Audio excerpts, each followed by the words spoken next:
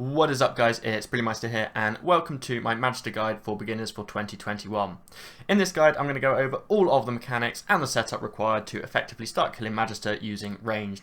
If you do enjoy this video or find it out helpful at all, don't forget to drop a like on the video as a thank you, as it does really help me out and my channel with growing. Before we get into the guide, I just wanted to say that I have already made a Magister beginner's guide back in 2019 and it's actually one of my most viewed guides. Although it is a little bit outdated now, some of the info in the video and a bit of the video quality itself is definitely starting to show its age. It was one of my most viewed guides, so I have decided to redo it for 2021 and make it all updated and up to scratch again. So let's start with some requirements. You're going to need at least level 115 Slayer to be able to hit and damage the Magister. You can boost to level 115 with a Wilder Pie, and the boost will last for 5 minutes, although you must retain the boost throughout the entire duration of the fight, so you don't want your Pie to drop off halfway through a fight.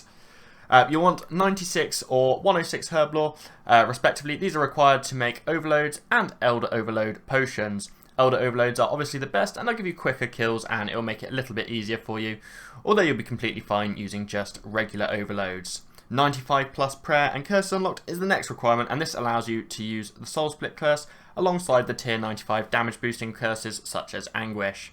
If you do have the tier 99 damage boosting prayers unlocked, this is obviously going to be another advantage for you. Alongside this, it is also recommended that you have 87 plus Summoning, so you can use Annihil for extra accuracy.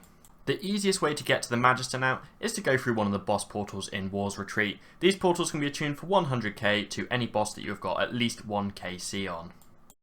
The second and slightly less easy way to get there, although you will only have to do this once, is to run through Sophanum Slayer Dungeon. If you don't yet have 1k C on the Magister, you can just teleport to the Sophanum Slayer Dungeon and then take the shortcut to the lower level. Once you've got to the lower level, you can then just run south all the way down to the room where the Magister is and just enter the room from there. The good thing about this is you will only have to do it for one kill or one trip essentially, and then from then onwards you'll just be able to use the portal within the PVM hub. On screen now you can see two different example setups. One is a cheaper but still effective option and the other is a bit more of a pricey option. The only real difference between the two gear setups that I'm using here is upgrading the Ascension crossbows to an Eldritch crossbow and swapping out the Amulet of Souls for an Essence of Finality. Over time you'll just learn to adjust these to suit your own personal needs, and you might swap things in and out depending on what works for you. For the cheaper gear setup, I'm using dual wield Ascension crossbows, an Amulet of Souls which you can upgrade to an EOF if you have the GP spare. I'm using full Serenic in both the setups, however this can be downgraded to Pernix if you want to save yourself some GP. For the gloves for both setups, I'm using Cinderbanes, as this is the best in slot glove for here, as Magister is poisonable. For your ring, when learning, I recommend that you use a Ring of Death until you're fairly comfortable with the boss, as a surprise death can happen and death costs can really start to add up, and on top of that you will lose your 700k key as well. Luck of the Dwarves and Asylum Surgeon Ring and a Ring of Vigour, potentially as a switch, are all very good viable alternatives as well, especially the Luck of the Dwarves as it is very effective here due to the relatively common nature of phylacteries. For my bolts, I choose to use Onyx Criminal Bolts. They offer a nice chunk of healing and allows you to stay more easily for more kills per trip. I did try a few different types of bolts out, and Hydrix bolts as well were really good, especially when paired with an Eldritch crossbow and an Essence of Finality.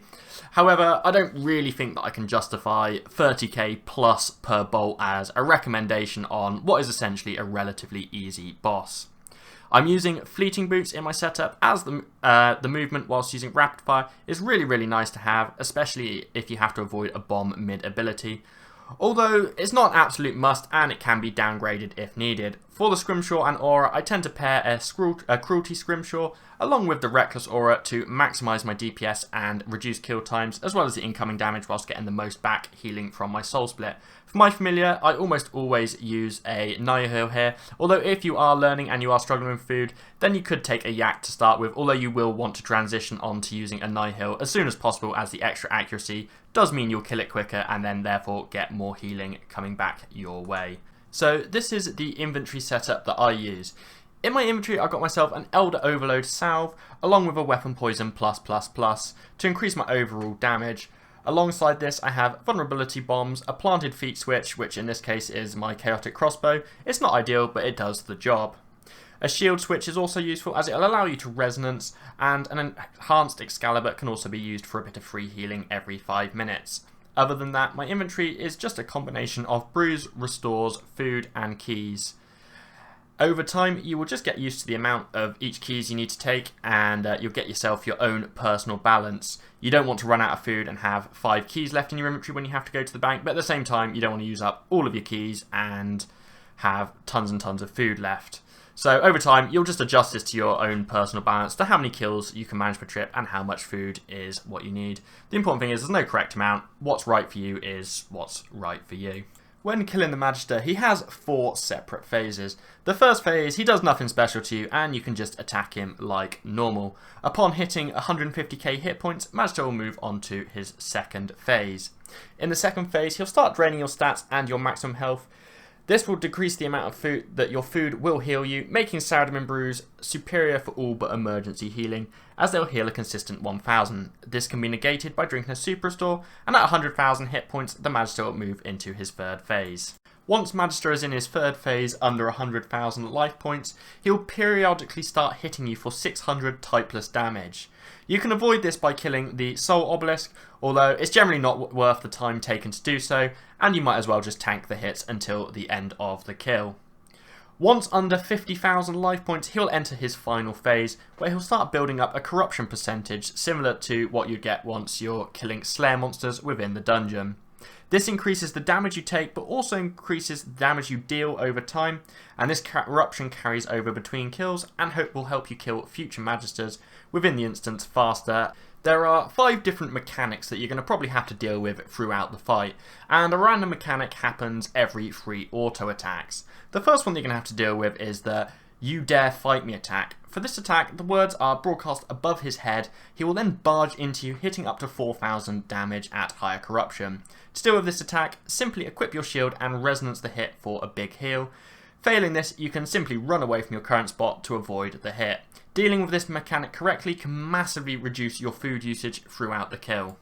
The second mechanic is a powerful ranged attack. The Magister will slam his staff into the ground and cracks will start to appear, followed by the attack. You can Prey Flick to protect from range for this to negate some of the incoming damage, although I personally just tank the hit and concentrate on DPSing the boss. So the third mechanic at Magister, he will say, "Your sacrifice allows me to live," and an asphyxiate style attack will happen on you, draining your hit points and healing Magister for the same. You can stop his attack by using a threshold ability on the Magister, or simply running out of range so that the next hit won't register. If you do that successfully, you'll get a message in your chat box saying that you have interrupted the Magister's life-draining attack, and it will stop him healing. It doesn't matter if you don't do this though, as it doesn't heal him that much. Mechanic number 4 is a very simple one. The Magister just throws out a bomb at you. All you have to do to avoid this is run away from the bomb. This is where, if you have fleeting boots, it can be really helpful if you are mid-rapid fire. If the bomb detonates and you are within range, but it will hit you for 4000 typeless damage, although if it detonates within range of the Magister, it will also hit him for 4400 damage, so, you know, ups and downs with this one. So this last mechanic is probably the worst one. This is the minion spawn that can happen anywhere under 100,000 hit points. Although you can mostly avoid this one with good DPS and you'll be able to get through the phases before he gets to use too many mechanics. In fact, to actually get this one to do it, I actually had to stand there and cycle defensives with a shield to give him enough time to actually spawn them. Once the minions are spawned, you can either choose to kill the Magister if he has low hit points and just ignore them, or if he's on higher hit points, then you can just kill off each of them individually, because they do hit quite high on you, and then you go back to the fight as normal. But like I said, this is one that you won't see very often if you have got good DPS. There is also a 6th mechanic, but you more than likely won't ever see this unless you are meleeing. It only happens when you are stood within melee range of the Magister, which we probably shouldn't be doing as we are ranging. And this is the standstill attack. Magister will stun you and spin away, hitting you with a melee hit. If you do happen to get this mechanic, then all you need to do is use freedom to escape the stun and carry on the fight as normal. But like I said, we're ranging, so we really shouldn't be getting this mechanic at all. To finish off the guide here, I'm going to show you an example of a full kill. This is using my higher level setup, the one that I personally would use, although you might have noticed in some of the clips I did some testing as well with the Ascensions to show it was done with a lower level setup. So I'll begin the kill doing as much damage as possible and avoiding the bomb. I generally just try to use a couple of thresholds and basics for the start, and then save my death swiftness for a bit later in the kill. I also throw my Vuln Bomb as it spawns, so I can get the entire kill, or a majority of the kill, within the Vuln timing.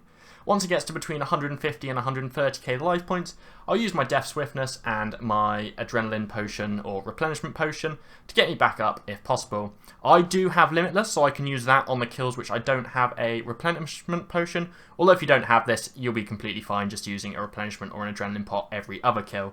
From there, you basically just DPS it to the end. As you can see, it's very, very easy nowadays. It's basically just a big combat dummy. And to the most extent, you can ignore most mechanics if you DPS it hard enough, and you should easily be able to get sub 1 minute kills. That was the first kill of the invent, so I didn't even have any corruption stacks to boost my damage.